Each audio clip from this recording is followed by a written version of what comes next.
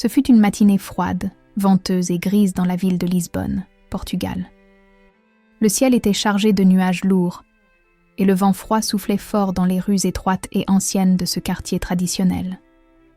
Dans ce décor, une petite fille, âgée seulement de 8 ans, entra dans une boulangerie modeste, avec un regard timide et des chaussures usées et déchirées par le temps. Malgré son jeune âge, elle portait dans ses yeux le poids d'une vie entière, pleine de difficultés, de désillusions et de pertes. La fille avait les cheveux châtains bouclés, et son visage montrait un mélange d'espoir et de tristesse. Elle tira sur son vieux manteau, qui devait avoir été donné il y a longtemps, en essayant de cacher le tremblement qu'elle ressentait dans son corps maigre. La matinée était froide, et le vent glacial semblait vouloir l'emporter. L'odeur de pain fraîchement cuit remplissait l'air dans la boulangerie, apportant un petit réconfort, presque comme une chaleureuse étreinte lors d'une journée aussi froide. Mais ce qu'elle voulait n'était pas pour elle.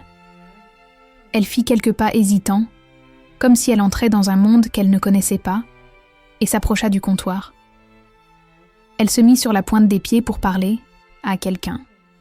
Sa voix sortit presque en un murmure. « Madame !» Elle appela d'une voix faible. « Avez-vous du pain et du lait ?» Elle demanda, en espérant que la vendeuse, occupée à nettoyer le comptoir, l'entende. La vendeuse, distraite, répondit sans la regarder. « Oui, j'en ai, cher. Combien en voulez-vous » La fille prit une profonde inspiration, regarda, derrière elle, comme si elle vérifiait si un adulte l'écoutait, puis parla d'un ton presque suppliant. « C'est que je n'ai pas d'argent pour l'instant, mais c'est pour ma petite sœur. Elle était malade, avec de la fièvre. Depuis hier, leur repas avait été rare ou inexistant. » Avec un air triste, elle demanda « Pouvez-vous laisser que je paye un autre jour ? Ma sœur est malade. Elle a besoin de nourriture. » La femme à la caisse hésita. Elle allait dire non, comme souvent auparavant. Beaucoup de promesses avaient déjà été faites là-bas, mais elles n'avaient jamais été tenues. Avant qu'elle ne puisse parler, une voix grave, sérieuse, interrompit tout. Tout le monde dans la boulangerie se retourna pour regarder. Soudain, à la porte de la boulangerie, apparut un homme vêtu d'un costume coûteux, avec une expression sérieuse mais gentille. C'était M. Gabriel Moret, un homme d'affaires, célèbre, propriétaire d'une grande chaîne de supermarchés dans la ville, qui passait simplement par ce quartier lors d'un déplacement, son voiture étant tombée en panne à l'angle de la rue. Il décida d'attendre à l'intérieur de la boulangerie, pendant que son conducteur faisait réparer la voiture. La petite fille resta immobile, confuse. Elle ne savait pas qui était cet homme, mais elle sentit quelque chose de différent. Il la regardait avec une surprise mêlée à une douleur qui semblait transpercer son cœur.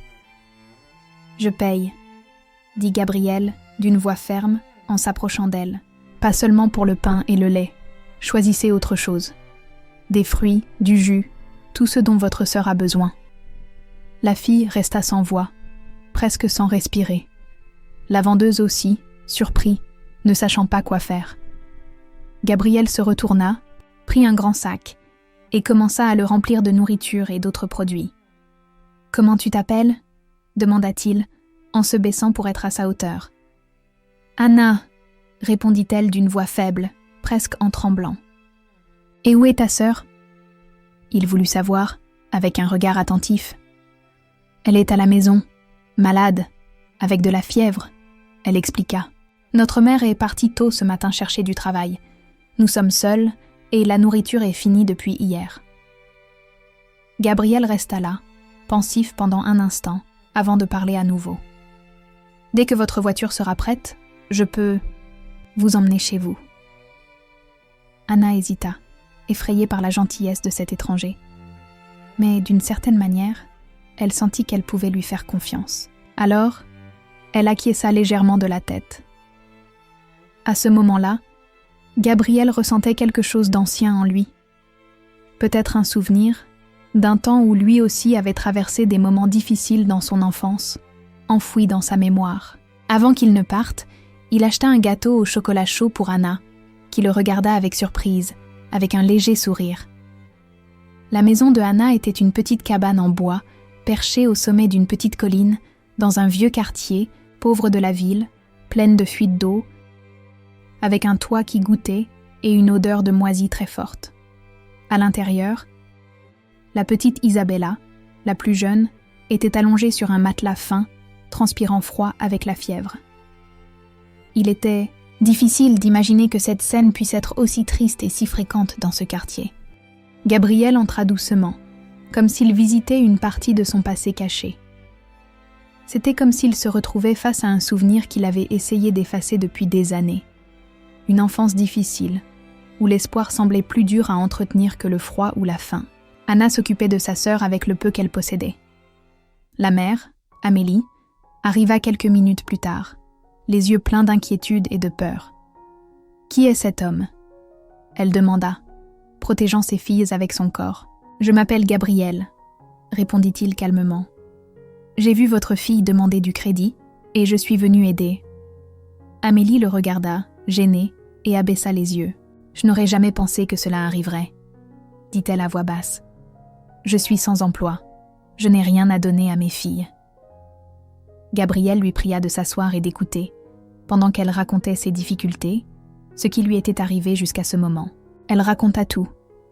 Comment elle était restée seule, combattant en secret pour nourrir ses enfants, comment elle avait perdu l'espoir d'un jour s'en sortir. Il écouta attentivement, puis dit avec un sourire triste : « J'ai connu une femme comme vous il y a longtemps. Elle aussi a lutté seule. Elle pleurait en silence, sans que personne ne le voie. Et un jour, elle a disparu, comme si elle s'était perdue dans le temps. » Ces paroles laissèrent Amélie silencieuse, tenant les mains de sa fille aînée. Anna regardait sa mère, avec des yeux brillants d'une nouvelle espéranza. « Je ne veux pas que ces petites vivent ce que j'ai vécu, » dit Gabriel avec détermination. « Je veux vous aider à recommencer. À avoir un travail, à améliorer. La maison, à aller à l'hôpital. » Amélie pleura, de soulagement, de gratitude, et aussi de peur. Mais elle accepta. Le lendemain, Gabriel revint avec une grande voiture et un conducteur. Anna monta à l'arrière, tenant la main de sa mère. Isabella, toute pâle, pleurait doucement dans les bras de Amélie. Le chemin jusqu'à l'hôpital fut silencieux, tendu. Amélie essayait de retenir ses larmes, craignant le pire. Ils avaient déjà emmené leur fille aux urgences auparavant, mais c'était toujours la même chose. Attendre des heures, peu d'attention, peu d'espoir. Mais cette fois, c'était différent. Gabriel utilisa son influence pour que Isabella soit prise en charge immédiatement. Après quelques examens, les médecins dirent qu'elle souffrait d'une infection virale grave, aggravée par la faiblesse et la malnutrition. Mais cette fois, tout était différent. Gabriel mit tout en œuvre pour qu'elle reçoive des soins rapides et efficaces. Après quelques examens, les médecins ont dit que Isabella avait une infection grave, mais qu'avec le traitement approprié, elle irait mieux. Amélie, qui tenait sa fille fermement dans ses bras, éclata en larmes, soulagée. Ricardo posa sa main sur son épaule, en silence, sans dire un mot. Ils restèrent à l'hôpital jusqu'à la fin de la journée. Quand Isabella reçut son certificat de sortie, déjà sous médicaments, avec la fièvre sous contrôle, elle dormait paisiblement, dans les bras de sa mère, comme cela faisait longtemps qu'elle ne l'avait pas vue. Ce soir-là, Ricardo envoya faire livrer un berceau neuf, des vêtements propres, des couvertures et un grand panier de nourriture. Amélie, presque sans mots, sourit et pleura en même temps. Là, elle comprit peut-être que sa vie était en train de changer réellement. Dans les jours qui suivirent, Ricardo ne s'arrêta pas. Il fit venir des maçons pour rénover la cabane, en installant de nouvelles portes, des fenêtres, des sols et même une petite terrasse à l'entrée. Il fit installer une plomberie d'eau, de l'électricité, peignit les murs et mit une étagère avec des livres pour enfants. À chaque visite, Amélie voyait plus de signes d'espoir, comme si la vie pouvait devenir différente. Il venait lui-même aux travaux, parlait aux filles, écoutait leurs histoires, enseignait des jeux, apportait des fruits, lisait des livres. Amélie commença à attendre ces moments, sans vraiment savoir pourquoi. Un jour, pendant que Anna dessinait sur le sol du salon, Ricardo arriva en apportant des chocolats et un sourire gentil. « Vous n'avez pas besoin de remercier, » dit-il humblement.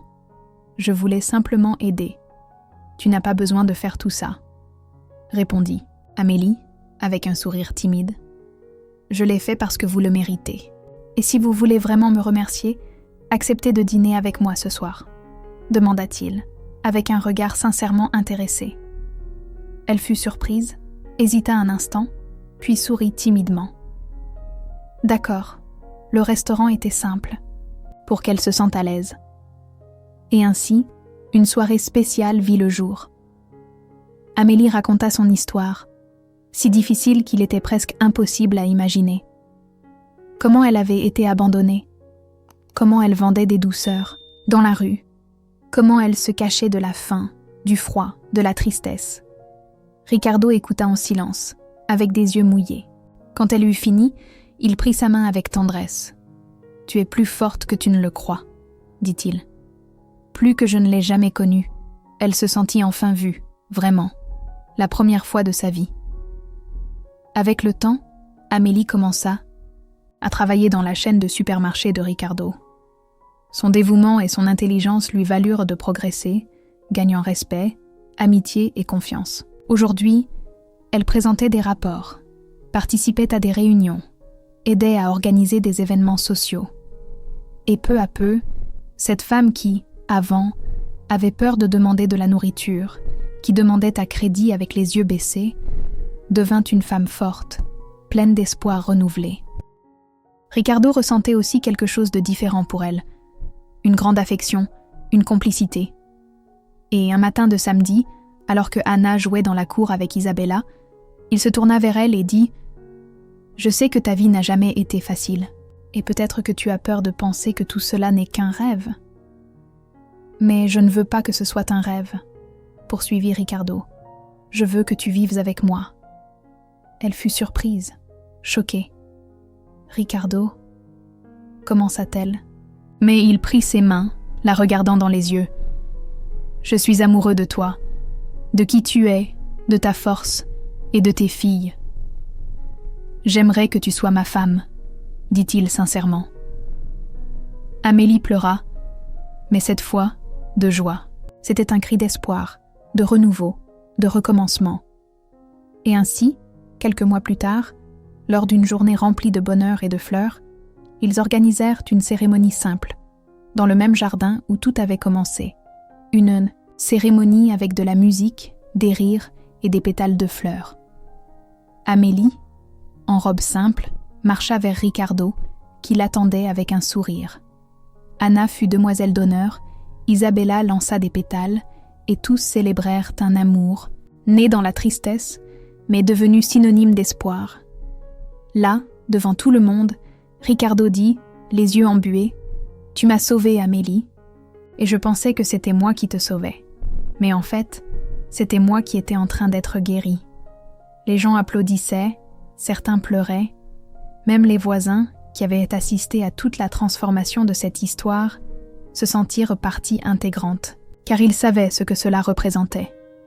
Voir une petite fille demander du crédit au début, et à la fin, obtenir une nouvelle vie, une famille, un avenir rempli d'amour.